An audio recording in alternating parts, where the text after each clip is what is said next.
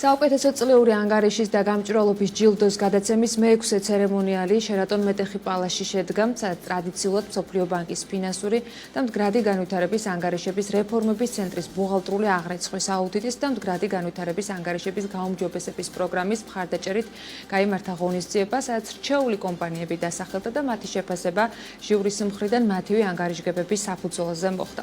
ევროკავშირში კორპორაციული მდგრადობის ანგარიშის სწრაფი განვითარების გათვალისწინებით 2024 წლის ბარტა ჯილდოს მდგრადი განვითარების საუკეთესო ანგარიშისათვისაც მოიცავდა კომპანიების თითოეულ ძირითად კატეგორიაში. ეს ანგარიშები მომზადებული უნდა ყოფილიყო საერთაშორისო აღიარების მქონე ისეთი ჩარჩოს შესაბამისად, როგორიც არის მდგრადობის ანგარიშების ევროპული სტანდარტები. მოკლედ, ვინ არიან წლევანდელი გამარჯვებულები? თიკო ნატმელაძე მოგვიყვება საქმის კურსის შემაჯამებელ ეთერში, რომელიც ამ დაჯილდოებას ესწრებოდა. საღამო მშვიდობისა, თიკო. ვინ არიან ბარტას ჯილდოს მფლობელები ამჯერს? ანა, დაჯილდოვებამ ბარტას რიგით მე-6 დაჯილდოვებამ, რომელიც საუკეთესო კორპორაციული გამჭვირვალობისა და ანგარიშგების მქონე კომპანიების გამოვლენას ისახავს მიზნად ჩვეულ რეჟიმში. სტანდარტულად საზეიმო ვითარებაში შეიძლება ითქვას, რომ ჩაიარა წელს ბარტამ თავის პარტნიორ ორგანიზაციებთან ერთად 10 კატეგორიაში წარადგინა გამარჯვებულები, ერთ-ერთი მათგანი საუკეთესო ანგარიშის მქონე მსხვილი საფინანსო კომპანია, რომელიც გამარჯვებულად დასახელდა იყო TBC ბანკი. ამავე კატეგორიაში საპატიო ჯილდო მიიღო კრისტალმა.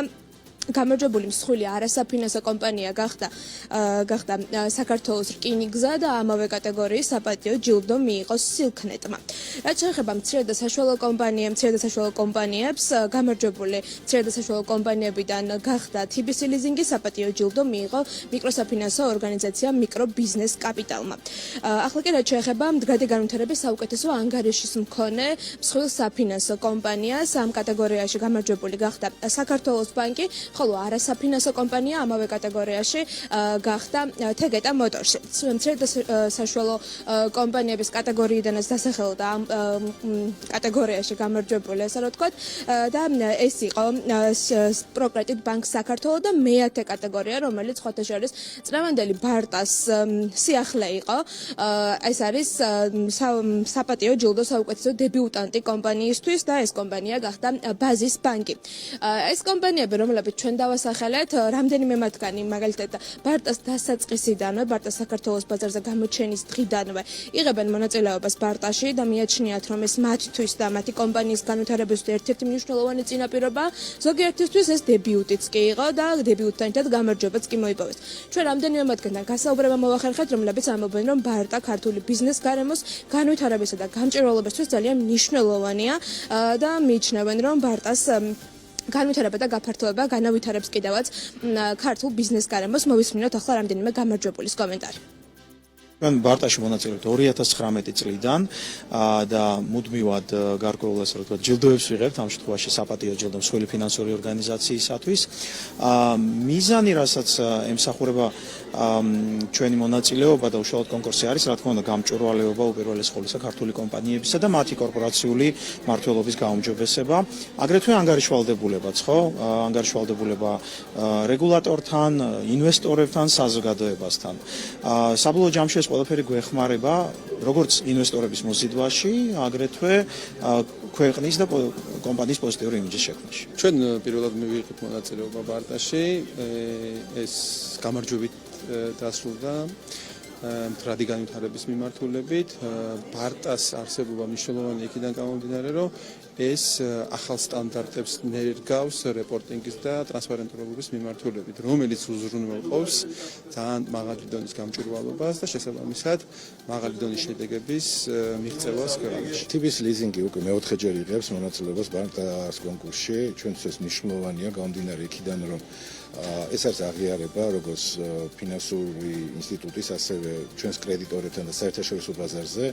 ჩვენ რეალურად უკვე მე-4-ჯერ მოვიპოვეთ ეს პრიზი და საკმაოდ მნიშვნელოვანი პრიზია და აღიარება ჩვენი კომპანიისთვის, იმიტომ რომ ფინანსური ანგარიშგებები და გამჭვირვალობა ჩვენი კომპანიის ერთ-ერთი პირველია. როგორც ცნობილია, ბარტა ქართულ ბაზარზე 2019 წელს გამოჩნდა და ამ პერიოდის განმავლობაში მან მოახერხა, რომ ქართული ბიზნეს გარემო უფრო გამჭვირვალე და კონკურენტუნარიანი გაეხადა. ეს მისი მიზანიცაა, დასაწყისშივე ეს იყო ჩაფიქრებული, თუმცა რა თქმა უნდა, რომ ისინი გარვინთარებაზე არიან ორიენტირებულები და გეგმავენ, რომ მომავალში უფრო ფართო მასშტაბებით მოიცვან, მაგალითად ისეთი როგორიცაა ახალი კატეგორიების დამატება და უფრო მეტი კომპანიის ჩართვა გამჭვირვალობის პროცესში. ესა რა ვთქვა, თუმცა ეს მხოლოდ ერთადერთი გეგმა არა. ბარტა გეგმავს, რომ საქართველოს საზღვრებს მალევე გასცდეს და მოლდოვაშიც კი გავიდეს. მოკლედ ამ სიახლეებთან დაკავშირებით ახლა მოვისმინოთ ბარტას ერთ-ერთი ჟიურის წევრის კომენტარი. ყოველწლიურად ბარტა ვითარდება, ჩვენ გვემატება ახალ-ახალი პრიზები, ახალ-ახალი ნომინაციები. წლევანდელი ახალი ნომინაცია არის საუკეთესო დებიუტანტი კომპანია.